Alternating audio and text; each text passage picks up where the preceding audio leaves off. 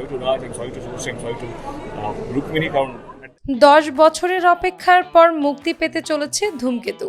দেব শুভশ্রীর জুটির প্রত্যাবর্তন ঘিরে দর্শক অনুরাগীদের মধ্যে উন্মাদন তুঙ্গে। ধূমকেতু ট্রেলার লঞ্চের পর থেকেই এই দুই তারকার পুরনো রসায়ন নিয়ে উচ্ছ্বাসিত তাদের ভক্তরা।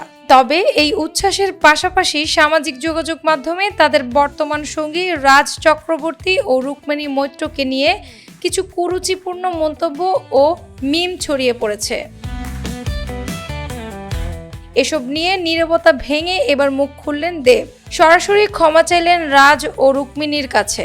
সম্প্রতি একটি পার্টিতে সাংবাদিকদের মুখোমুখি হয়ে দেব এই অপ্রীতিকর ঘটনা নিয়ে গভীর দুঃখ প্রকাশ করেন। তিনি বলেন, এটি অত্যন্ত দুঃখজনক যে কিছু মানুষ ভালো কিছুকেই ইতিবাচকভাবে নিতে পারে না। রাজ ও রুক্মিণী দুজনেই বিষয়টি অত্যন্ত ভালোভাবে সামলেছে। আমাদের পরিবারই আমাদের সবচেয়ে বড় শক্তি।